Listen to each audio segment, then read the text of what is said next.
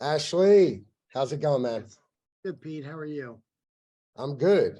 You prefer Pete or Peter? Pete is fine. All right. Pete is fine. So Well, the reason why I do this costume, and why I plan to do Rocky in the future is because I'm all about an underdog story. I'm from Philadelphia. And what is the OTC? It's an underdog story, is it not? it's all about the underdog. And you're playing that game, are you not? Yeah, I think anybody in the OTC is playing that game. Whether or not they're really playing it is always the question. Exactly. Yeah, totally. I get it. Because everything's against you. Everybody, the whole the world's flippers, against the us. traders, the toxic lenders, and we'll get into that. But everybody, especially cleaning out a shell with a bad history, it comes with its downfalls. Yes, we can't do things fast enough. Right. And we've exhausted a lot of money, a lot of resources since March of 2021, come a long ways, and it's not fast enough. It's not fast enough for us. It's not fast enough for the shareholders. It's not fast enough for the public.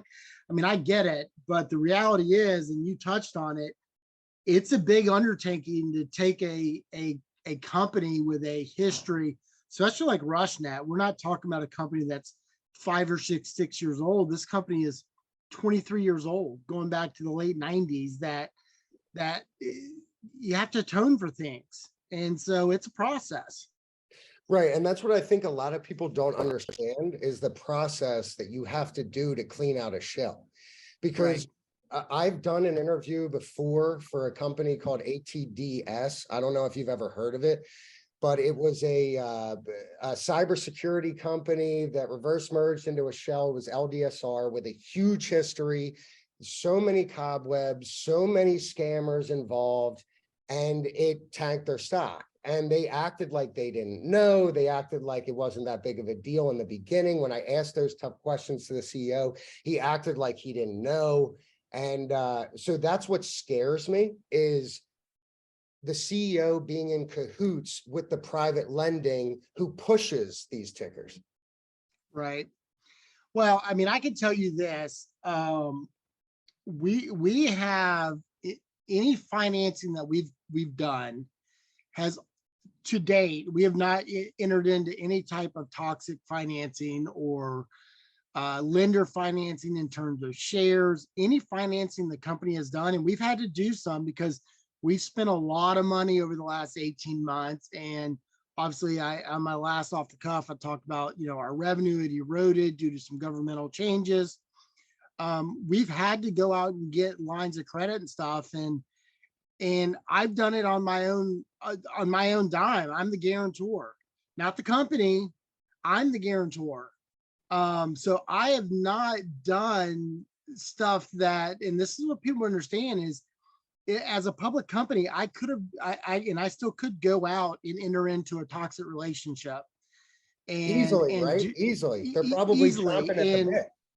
Right, but right now it's all done as me being the guarantor. If we lose the ability to pay or the company defaults, I'm on the hook personally. And so that's a big difference from many other OTC companies or many other companies in general is the CEO does not put their butts on the line. I'm putting my money where my mouth is. I believe in what we're doing. I believe that, we're going to accomplish what we're going to accomplish, and I'll be taken care of and reap the benefits down the road. Right. But that being said, we are doing a capital raise that we were doing through Helios. Now we're doing it through RushNet. But we're doing it the right way. We're doing it as a tier 2 regulation A, as an audited company. That's what you would see like Amazon or Royal Caribbean or, that's a legit offering, from a legit company that's been audited. It's not a tier 1 reg A where we don't have to really prove much of anything. We've proven everything. And,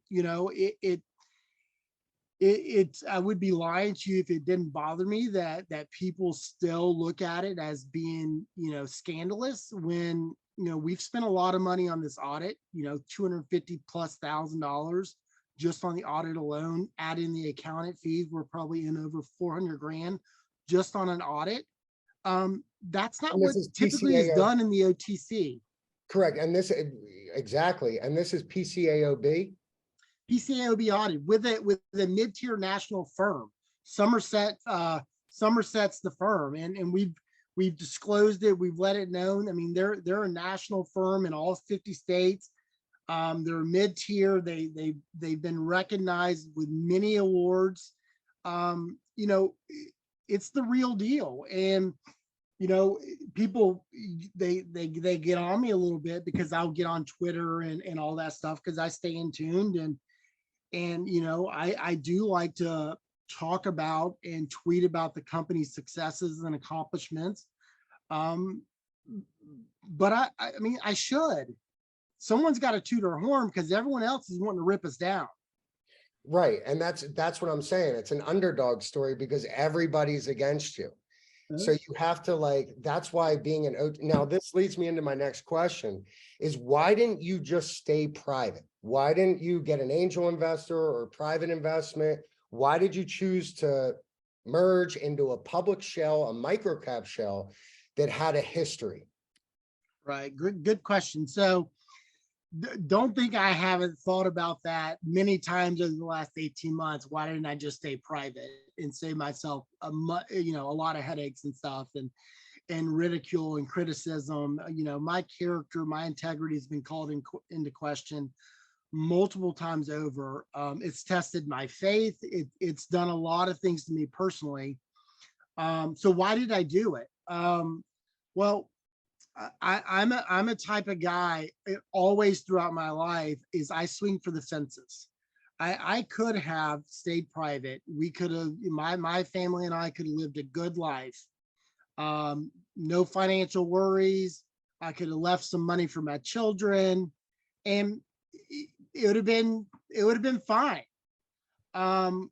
Or, I'm a swing for the fence kind of guy. I can go public. I have this vision of how we can reach this end goal and how we can go and capture market share. And doing that in the public eye only enhances that offering.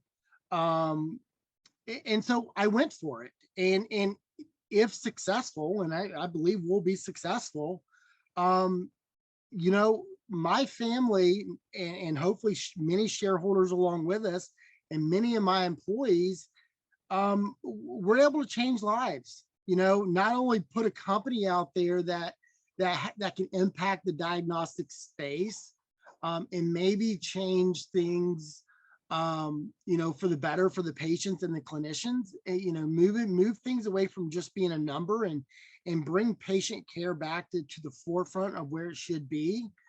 I mean, that's what we're after. It's not just about my greed. Yeah, sure. There's an underlying thing. If we're successful, my family and my family's probably taken care of.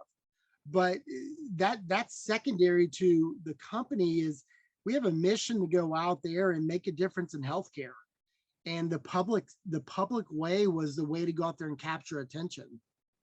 Now, why we chose RushNet that's the question. Why RushNet?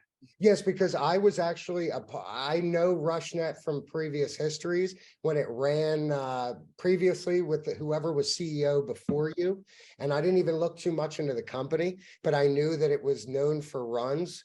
So, that's my question, because a lot of these shells are so toxic that when you merge into them, you have to deal with a lot of those the legacy issues, the cobwebs that are in there. You have to clean it out. So I guess my next question would be, what does it entail to clean out one of these shells? I know you've used a lot of your own money, which is that documented? Is that something that you've just told people, or is that something that you've actually put your money on? I know you've put your name on the line, but if you put your own money on the line, and what does it take to clean out one of these dirty shells? Yeah, so, well, first off, let me touch on why RushNet, and I want to get into that because that's very good question. So why RushNet? So, and I've been asked this a lot. So first off, my history with RushNet didn't start March of 2021. I actually was an OTC trader in 2015, 2020-ish. I had talked to Randy Golden in 2018. Early on when the company was much, much smaller, about, you know, moving into the public sector, moving into an OTC company. And, Randy and I, we've built a relationship, have I flown to where he lives? No. Has he come to Atlanta? No. It's only been, through conversations. Correct. And that's as far as it's business relationship. So Randy's always been very upfront and honest with me. And I've been able to learn a lot of things about RushNet throughout conversations and throughout the years. And so some of the stuff I pieced together about RushNet was 20-year-old company. You're talking 6,000 plus shareholders that for the last 20 years have wanted nothing more than to see this company become something. So as I was assessing different companies out there, and I also knew RushNet didn't have any toxic debt, because I'd had those conversations and there was no toxic debt out there, which is a big deal because a lot of these OTC companies, there's toxic debt that's not even known. Yes. Well, it's not with RushNet. And to further that point, if there were toxic debt in RushNet, we've been in it for 18 months now. I assure you, a toxic lender would have already knocked on our door. It would have popped up. They would have popped up. Yeah. So that's a big piece of it. But the other piece is I knew RushNet was a company with a massive shareholder base, just waiting, hungry for something to come in. Right. And we proved that last summer when we came in and we said, this is what we're going to do. Well, there was a period of time when RushNet was the most sought after, highly searched stock in the marketplace, not just the OTC, but the marketplace. I remember. We were at the top of the line. We ran to 2.5 cents. And then I made an announcement because, I saw for some things happening that we weren't going to be able to do because what ended up happening is there was a little more rust under the hood of RushNet than I thought. That made us stop in our tracks from what we were doing and had to wait. So, people call it a rug pull of 2021 or whatever you may want to call it. Sabotaging your own stock. I've heard that. Yeah. And they're disgruntled investors. Yeah. God is my witness. As to date, I have not sold or bought one single share or profited off RushNet or have any of my employees. Right. So you're not just strict orders not to buy. So you're not just pumping it to dump your shares like most CEOs in the, yes, because you actually believe in your company. You want to fight through all the nonsense and you want to get to the pinnacle and you want to help. That's right. Correct. That's right. So what does it take to clean out a shell? That's the big question. Correct. Well, I think first identifying and being able to determine, how deep is the history? Is there toxic debt? What does that look like? How do we overcome it? You got to look at the corporate structure, where the company has been, and not just in the last 3 years. Like, it was stock and shop, and it was precious metals, and it was this, and it was this, and then it was RushNet. Well, through all those changes with the SEC and state by state, it was Texas, then it was Nevada, and then it was Colorado. Well, to clean it up, you have to make sure that all your corporate actions in those states are buttoned up. So we had to go back to Nevada. We had to button up every single corporate action. We had to pay back the back taxes in Nevada. Why did we have to do that? Well, from a technical perspective, we didn't have to pay it back, right? Statute of limitations is up. But if we ever wanted to be viewed as a legit Colorado corporation, you have to atone for things in the past. So in order for Nevada to release us and for Colorado to view us as a true Colorado corporation, we had to do it. So it's all a part about paperwork, corporate actions, and making sure the proper votes have taken place, and you have the notarized documents. I mean, you have to align everything up. So for us, I had to get in touch with Bob Core, and he's been very, very gracious to help with some old documents that weren't really sufficient or weren't properly signed. We had to redraft them. He had to sign them. He had to get them notarized. I mean, all this to meet the FINRA criteria. Right. And so I get asked all the time, well, FINRA keeps coming back and asking for more. Well, yeah, they do. And it's not because we're not supplying what they're asking for.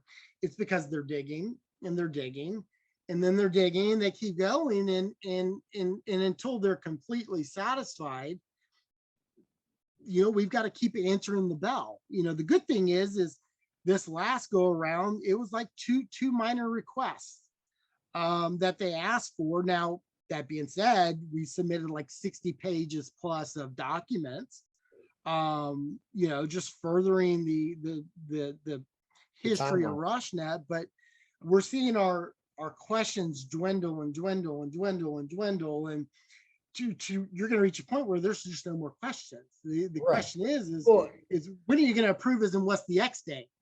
Right. And that's what we're waiting on. And also I could imagine, which this was one of my questions as well, is, all dealing with these regulation authorities, it must be a headache and a half, because I could only imagine that it's just like going to the DMV. It takes time. You got to wait in line. There's not a lot of people that are taking your questions. There's not a lot of people that care. You probably have how many people that are at FINRA that are running over these documents? Probably not many. So it's going to take time. And if you have to have some give and take, it's going to take even more time. No, 100%. FINRA is not, it's not 100 people in the department. It's a lightweight department that's been tasked with heavy duties. And when we're not talking like Amazon that's buttoned up. When you're talking to OTC companies that have been neglected, scammed, all these different things throughout the years, it makes that job that much more difficult for FINRA. So it's easy for me to blame FINRA and be like, oh, you're dragging your feet and you're this, and it's easy for an outsider to do that. But the reality is they're there to protect the shareholder. Correct. And so from a shareholder's perspective, you should want FINRA to do their due diligence, because they're verifying that we are who we are and we've done what we said we've done. That's to your benefit as a shareholder. So, when we're approved, and we're going to be approved, I don't see why we wouldn't.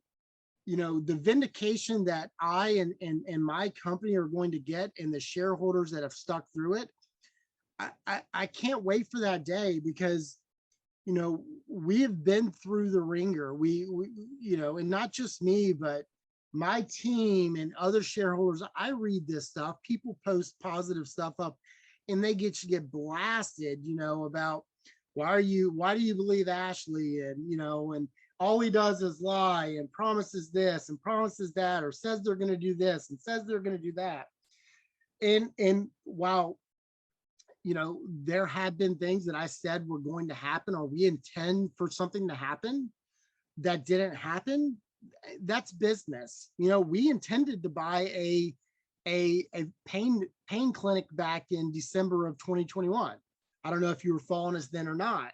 We had full intention. We had taken money out. We were going to buy. Well, then we found out that the owner was indicted by the FBI for practices that are just, say, unbecoming of the practice. We'll just leave it at that. Well, guess what? I'm not buying that practice. That's not good for me, and it's not good for you, the shareholder. That's good due diligence, because you don't want to just move forward with that just to like make people happy, and then in the long run it creates big time problems. That's right. So companies intend to do a lot of things, and there's reasons why companies use the words we expect and we intend, because if a company says we're going to, well, then shareholders don't understand that sometimes business changes and that going to just can't happen. Correct. And so that's why companies have to use words like intend or expect. Because if not, there's this huge liability. Yeah, it's not as cut and dry as just like filling out a piece of paper and sending it to there's like a lot that goes into this. And I think that's what a lot of investors don't understand. They want it to be quick, they want it to be cut and dry, but that's not how business works. No, and what they should want is it to be right. Correct. Right? They want it to be right. Because if we do it right, Helios DX raises its capital. We go out and we acquire, we grow our company organically, we grow it through acquisitions. And as long as everything's done right from the beginning, like we're doing, the sky's the limit for the company. If we do something wrong and we start moving forward and we get stuck, that's not good. So that was my interview with Ashley. Went really well. Guy's a really good guy. I'm not going to lie. A lot of people question me, said, well, why are you interviewing a CEO? They're just trying to pump their stock. Well, look, dude, I'm a pretty good judge of character. And I can tell you right now, the guy's legit. There are a few CEOs in the OTC that actually give a shit, believe it or not. There are a few. It's a needle in a haystack, but that's what I'm here for, is to find those to go long on. Someone asked me a while ago, well, why don't you find a couple good companies that you have a good outlook on? Well, to be honest, there's not many out there. Like I said, there are a few, but there's not many out there. So most of my trades are going to be short term. Most of my trades are going to be swing trades. Period. That's just the way that the market is, especially the OTCs. But if I can find a few CEOs that are actually true to who they are and actually give a shit about helping people and helping the shareholder and helping their own company realistically, then I'm going to do so. So that's why I interviewed him. I know him from the past. I've seen his off the cuffs, his basically like his podcast on Fridays, and I enjoyed it, and I think the guy gives a shit. So that's why I interviewed him. It was no financial gain. I didn't pay him. He didn't pay me. I don't even own shares in the company. So it's out of the goodness of my heart and out of the goodness of his heart to take the time out of our day to show the investors, his investor base, what he's all about. And he's done that through PRs. He had some shaky times in 2021 where, yes, the price did pop up on him and he might have made a bad tweet. He might have had an argument with Timothy Sykes. There's a few things that he might not necessarily regret, but he might have done things differently. But he's a CEO of a company. What are you? You're probably just sitting on your ass buying shares, praying on the lottery. This guy's actually working tooth and nail every day for his company, for his family, and I believe for the shareholder. So, if you're going to trust anyone, you should trust me when I say go long. I'm not going to give it a long hold. I want to see the material events occur before I say anything. But like you'll see in part 2 of the video, he could be any day away from it. It could be tomorrow or it could be 2 months. It's all up to FINRA. And we all know FINRA is just like the DMV. It takes time. It's out of his hands. But from what I've gathered, the guy is all about you and the people that care about him. So he has I vouch for the guy. I vouch for the guy. I don't think he's a bullshitter. If I did, I'd literally be saying that right now, and I'd probably never talk to him again. But I'm going to watch how his company proceeds, and I'm going to interview him in the future. So stay tuned for that as well. Like, subscribe, comment. I'm out here trying to help you guys. I'm not looking for financial gain either. I'm not here to get my channel monetized. I'm not here to make money off of advertisements. I'm not here to sell you a Discord. I'm not here to sell you a private chat where I give you picks. I'm just here to show you what the market's all about. I'm here to show you where you can go long and where you should probably flip. Let's get into the charts. Babel is one that I sold maybe a little bit soon. Not sure. Let's see what happened to it today. I don't even know. I've been busy all day with other things. So let's see what happened. Pretty much in the same spot. Let me make myself smaller here. I still have blue paint on my face. I was Braveheart for the interview, which he seemed to like. And, we had just had a laid back conversation. It was just man to man. And, a lot of people don't do that, especially in the media. It's all either I want to fucking kill you or I'm going to give you a softball because I'm on your team. This was just more realistic, straight to the point, no bullshit. And that's what I'm all about. But let's go to the charts before I like talk myself past my call time at work.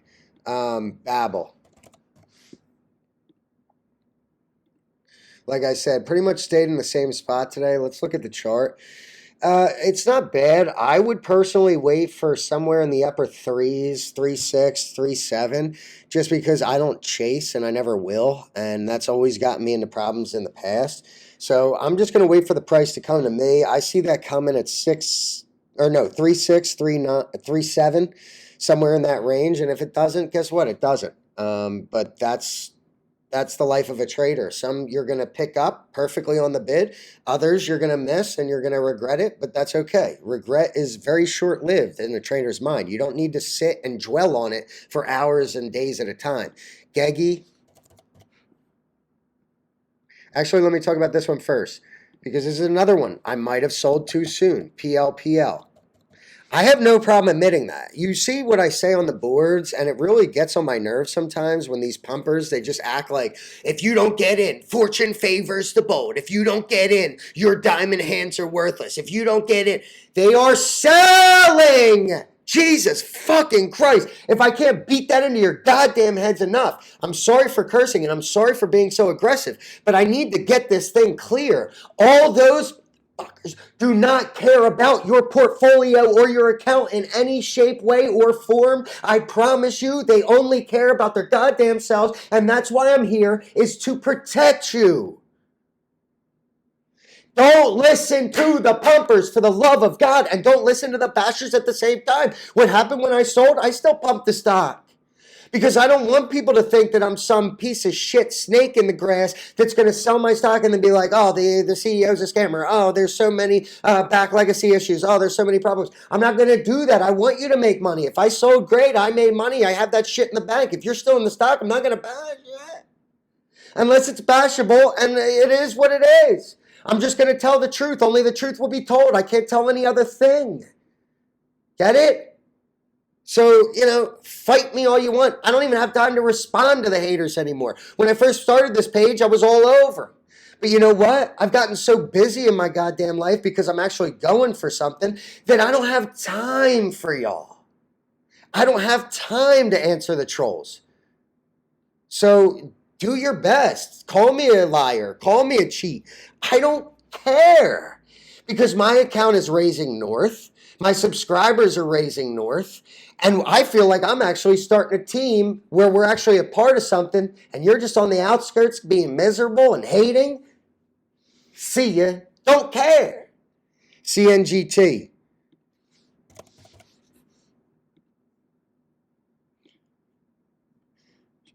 Should have closed at 16. So I'm going to give my top picks, which were PLPL, ran 50% from my buy-in after because I averaged up at 12, whatever. I got 50% on that. I sold it today at 15, half at 15, half at 14, just to make sure. Sint, I sold yesterday, not a huge gain, maybe 5% in the morning to get into PLPL, which ran. And then CNGT, which is what we're looking at now. It closed at 16. Shh. There was a paint down at the end of the day for like 25,000 shares. Closed at 16. You had every opportunity to get in at 1 and get out at 14 or get out at 15 or get out at 16. If you didn't, that's fine. I didn't either. I'm staying in. I'm not going to get worried about a little paint down at the end of the day. The trend is up and I'm hanging in. So CNGT, I'll sell in the twos, bud. I'm not going to sell on the fucking... A lot of this shit happens on Fridays where they'll just like paint it down because they got to pay the rent. They got to buy cheeseburgers for the family, whatever it is. That's your cheeseburger money. I'm hanging in that one because I know the trend is up and the trend is your friend. So I'm in there for that one. CGRA.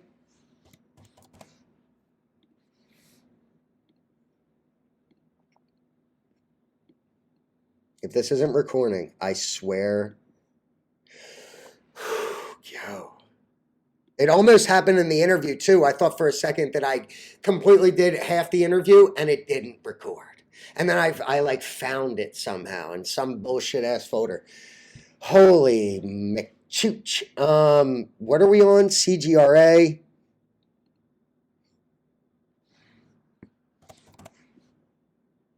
Yeah, thank God that shit saved because I was going to lose my shit. I was like about to cry. Told you this was coming down from the top. Whenever you have a pop through like this, just goddamn, just sell it. If you get a big type of blow off, if you get like this type of movement from 245, if you are at 100% and you don't sell, whatever, dude. Just then do whatever you want. Do your own thing. Because I'm selling 50%, I'm selling 60%, I'm selling 30%, I'm selling 40% all day. Why? Because that's a huge gain, bro. They're going to sell you this story of making hundreds of thousands of dollars in one stock, and that's great. If they actually pull that off, then wow, they hit the jackpot.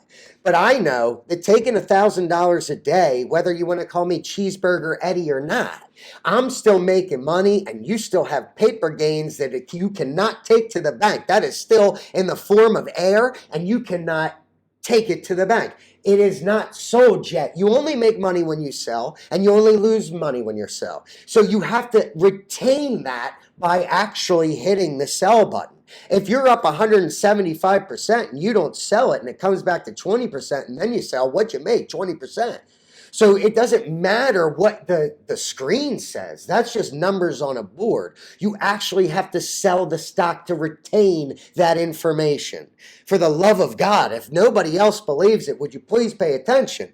Jesus, because look, you had all day to sell up here. And what did a lot of people do? They waited and now they're sitting there and they're hoping to God that the price goes back up to where it was because they didn't sell and now they're just they're praying.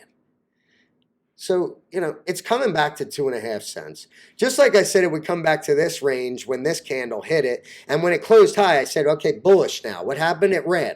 Now it's going to pull back. Guaranteed. Unless some nutty ass news comes out, which it's a merger candidate, and God only knows how long that's going to take. These things take time. These things take time. Stop believing everything you hear on the boards. For the love of God. This is going to take me way too long. RSHN, all right, I can't even do that chart. It's a very flag chart. You just heard from the CEO himself, so just take it or leave it.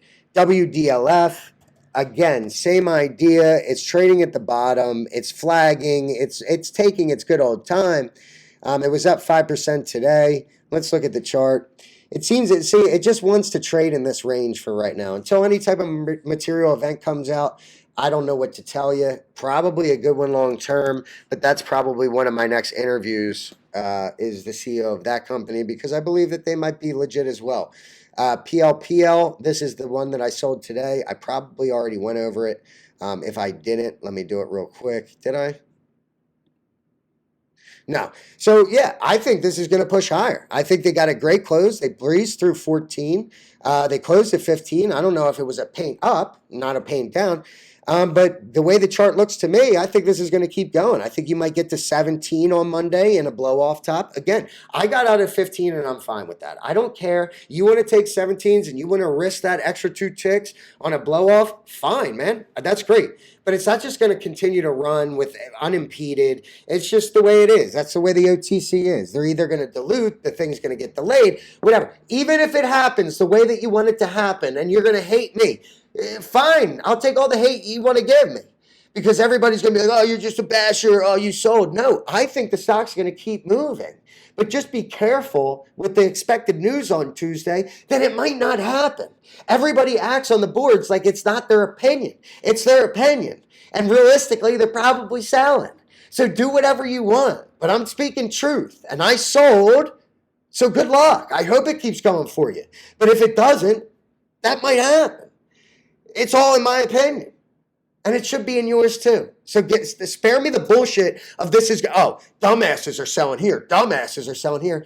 Call me a dumbass, but my $1,000 is in the bank and I can spend it. You're just sitting there wishing that you're going to be able to sell for higher. So whatever, bro. Just did that one. ECOX, bullshit ass stock, heavy diluter. Just might be a time to buy in.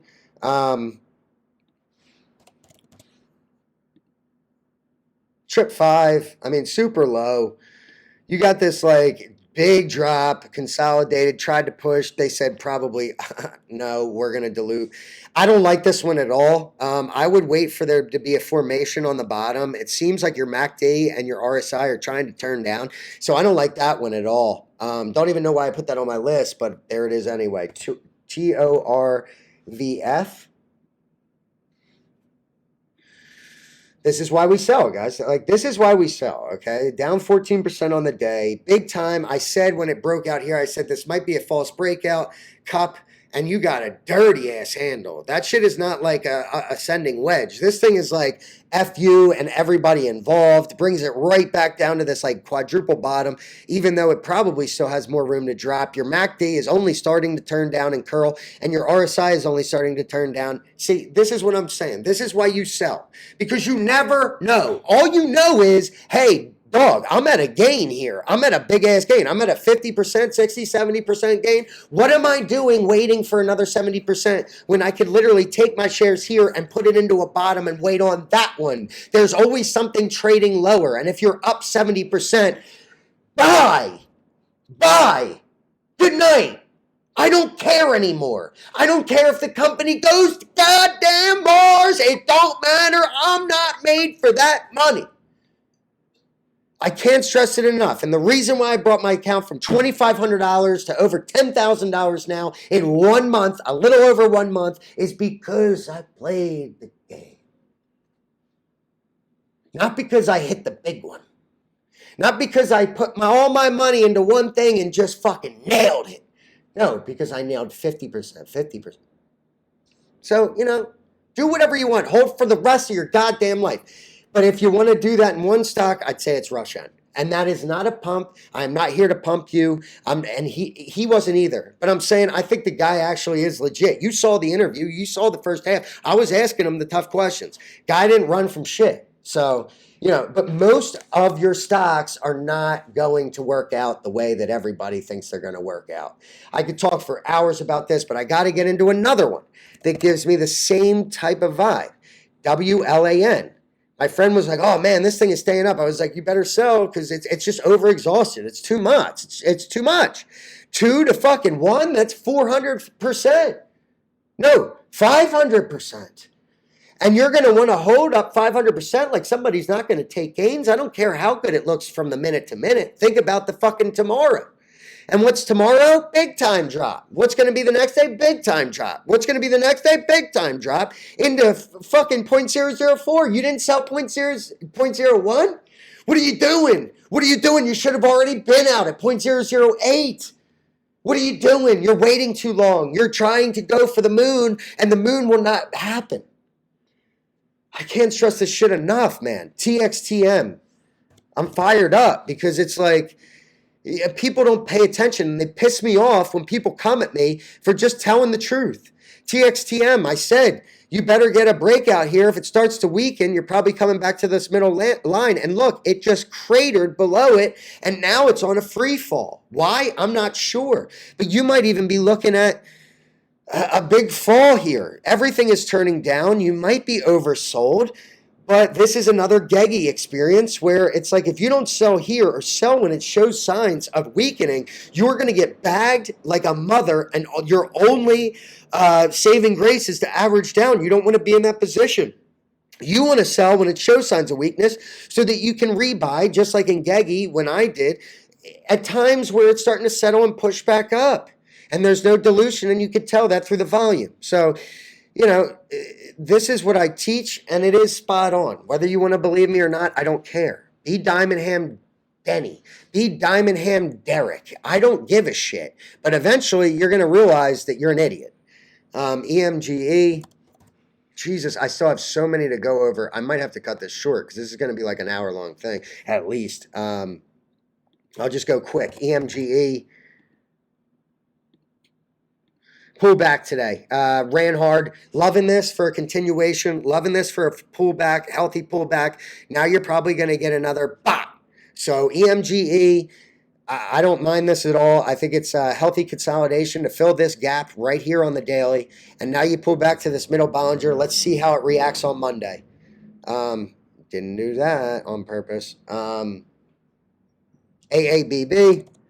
This is scary to me. People are asking me if this is a real company. I don't think it is. I think it's bullshit. When you're talking about you have gold backing for crypto, shut up, dude. Shut up. Shut up. You're not talking like in my language, and you're not talking in anybody's language realistically because it's thin air.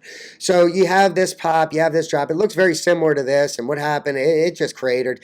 You're looking very similar. You might go down further. I don't know. Your MACD is starting to curl down. Your RSI is starting to curl down.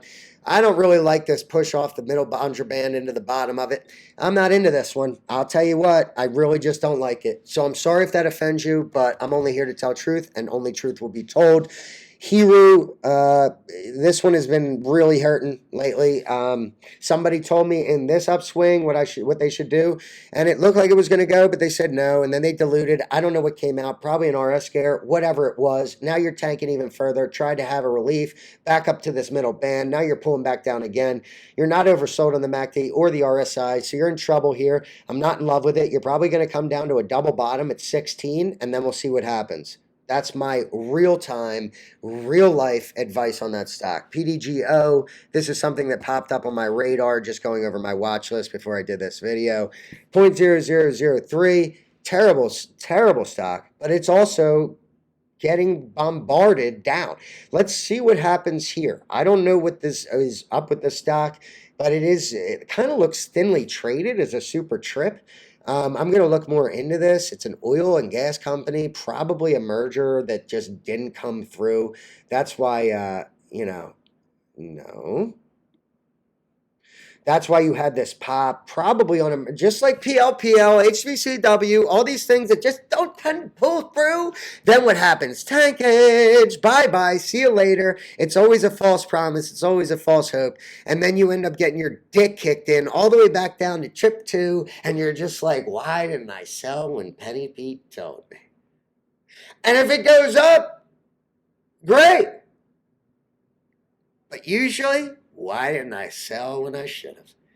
That's usually the coulda, shoulda, woulda in the OTC. It's never, oh, why didn't I hold? Why didn't I hold? It's usually, why didn't I fucking sell?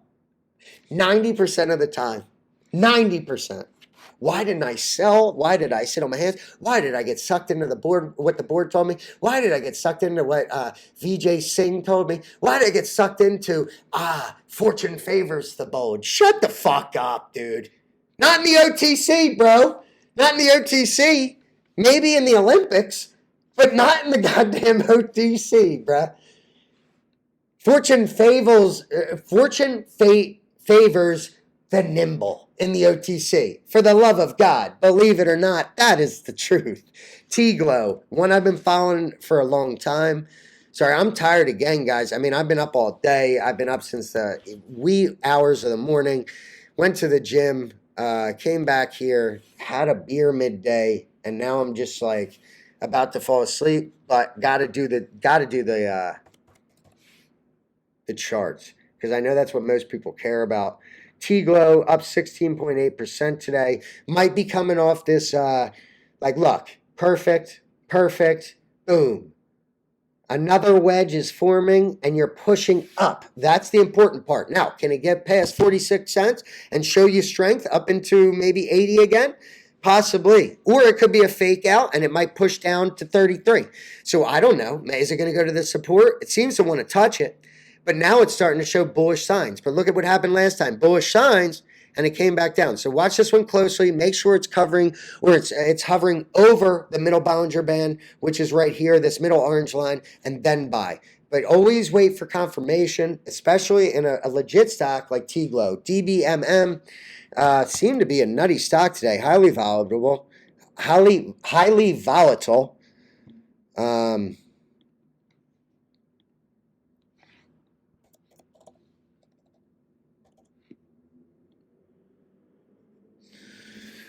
Close up 42%. Wow. Okay, so this one is showing a lot of, look at this. Came back, respected this middle line. Don't know how much volume was there. You are still way overbought, my man. I mean, you might go on a mega run. I don't know. I don't know. Maybe people can buy now. I've seen the RSI curl hot, stay in the top zone, and then curl up again. With this type of bullish candle, I give it that opportunity. I give it that chance. I am not a buyer here, and I never would be. It's way overbought for me. I'm not taking that chance. I'm buying bottoms. I'm not paying attention to charts like this. But whoever bought down low and got this type of spike, good on you. I would just, no matter what, I would take gains. But the thing is looking bullish still, and it did have a pullback. If it did trade shares at half a penny and you closed up at almost 2, that's 400% just on a drop and pop. So good on you if you made that trade. If not, then I wouldn't touch it with a 10-foot fucking pole. That's just me. This is only the truth, and only the facts will be told. So I'm not going to pump you. I'm not going to dump you. I'm only going to tell you what I truly believe to be true. ATVK, this is something that a friend of mine brought up to me the other day. Looks like it's really starting to curl on the MACD. RSI is turning up hot. You got these, like, it must trade thin. I'm not also a buyer of this, just because I don't really see anything in this chart other than sideways trading. It could just go up and go down and go up and go down. I don't see any history of big movements, but I'm also looking at a very focused view of the chart. So if you have anything different to tell me in the comments. I'm just not a big buyer on this. My chart that I look for is a little bit different.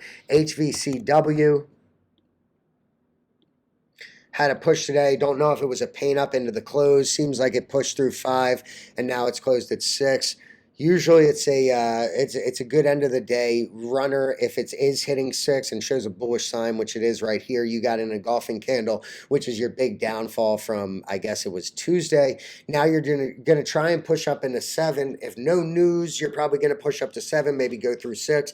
And without anything material, you're probably going to fall back down. You're trending down. I told you to sell in this goddamn range, but you probably didn't listen. You probably listened to the pumpers. A lot of people were posting on my page, oh, you don't know shit. Oh, yeah, it's going to go to the moon or whatever. And I was like, okay, you do you, bro. Then, yeah, it didn't do anything like you said it was going to do. So I was right. You were wrong. That's fine. But I got to give myself props where it's due. And it is due, because I was saying to sell 9 and now it's at trip 06. And we should be excited about trip 06 when it's really not that great if you bought trip 09 or didn't sell it there. So, do you. I think it's a great company. The guy's cool, whatever. I don't do you. I'm not gonna pump it. I'm not gonna bash it. I'm just saying what it is, and that's what it is. CGAC. Last one. Just saw this pop up on my radar. Let's see what it looks like. Yeah, I mean, hey, it closed over the middle band. You're starting to get a curl up on the MACD. Your RSI is turning up.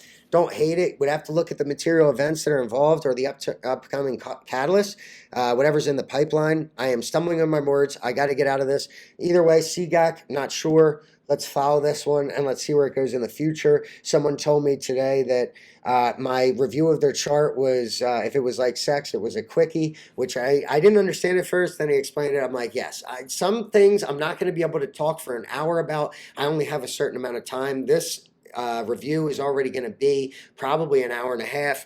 So with the interview, but listen, I'm giving my time, I'm giving my effort, I'm putting everything in for you guys. So when anybody, first of all, share this, share the interview, share everything that I post. If you can, it's a big help to me. I'm trying to spread out, and I'm also trying to teach. I want this to be a learning experience. I've seen enough bullshit. I've seen enough lies in the market, and I'm not trying to be a part of that. I easily could. I could have said, hey, Ashley, behind closed doors, why don't we, why don't you give me a pump piece to sell? Why don't we do give me $2,000, and every couple weeks I'll do a very big pump piece on your stock. I could have said that easily. That I could have told him, hey, I'll give you $2,000, just give me some exposure and just pump me to certain people. But the people that through private equity or whoever he's dealing with on the back end, maybe I could get an investment from it, or maybe I could get a kickback. I don't know, but that's not what I'm doing this for. It's not for financial gain. Those are the people I speak out against all the time. All they care about is tolling the fucking roads and taxing your goddamn wallet. I'm not here for that. I'm here to tell you the truth, whether you like it or not. And if you're going to hate me, then hate me.